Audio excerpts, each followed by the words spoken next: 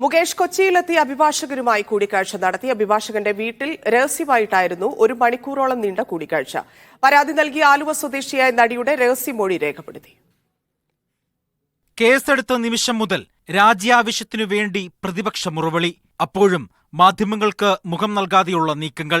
ഇതിനിടെ കോടതി വഴി അറസ്റ്റ് തടഞ്ഞുകൊണ്ടുള്ള ഉത്തരവ്. തനിക്കെതിരായ ബലാത്സംഗ കേസിൽ ജാഗ്രതയോടെ നീങ്ങിയ മുകേഷ് ഇന്നൊടുവിൽ വീട് വിട്ടിറങ്ങി. മുഖം കൊടുക്കാതെ തന്നെ. MLA ബോർഡ് നീക്കം ചെയ്ത ശേഷമായിരുന്നു കൊച്ചിയിൽ വെച്ച് അഭിഭാഷകനെ കാണാനുള്ള യാത്ര.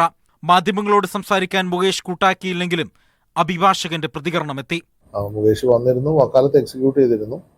കേസിന്റെ കാര്യങ്ങളെക്കുറിച്ച് ഡിസ്കസ് ചെയ്തു. കേസിന്റെ വസ്തുതകളെ കുറിച്ചിട്ടും കേസിൽ ഹാജരാക്കുന്നതും ഹാജരാക്കേണ്ടതുമായിട്ടുള്ള പ്രമാണങ്ങളെ കുറിച്ചിട്ടെല്ലാം ഞങ്ങൾ ഡിസ്കസ് ചെയ്യുകയുണ്ടായി.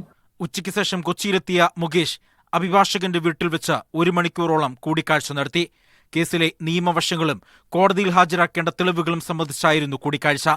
ഇതിനിടെ മുകേഷിനെതിരായ കേസിൽ പരാതിക്കാരിയായ നടിയുടെ രഹസ്യമൊഴി രേഖപ്പെടുത്തി.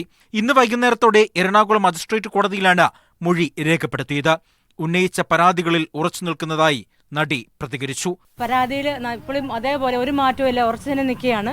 രഹസ്യമൊഴിയിൽ എല്ലാ തെളിവുകളോടും കൂടി സത്യസന്ധമായിട്ട് ദൈവസത്യവും ഇട്ടിട്ടാണ് ഞാൻ ജഡ്ജിനോട് എല്ലാ കാര്യങ്ങളും തുറന്നു പറഞ്ഞിട്ടുണ്ട്.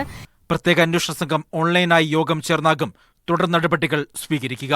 ചോദ്യം ചെയ്യലിനായി മുകേഷിന് എപ്പോൾ നോട്ടീസ് നൽകണമെന്ന കാര്യത്തിൽ യോഗത്തിൽ തീരുമാനമുണ്ടാകും. മുകേഷിന്റെ മുൻകൂർ ജാമ്യാപേക്ഷ പരിഗണിക്കുന്ന കോടതി മാറ്റണമെന്ന ആവശ്യവുമായി മുൻ MLA അനിൽ അക്കരയും രംഗത്തെത്തി. മീഡിയ 1 കൊച്ചി.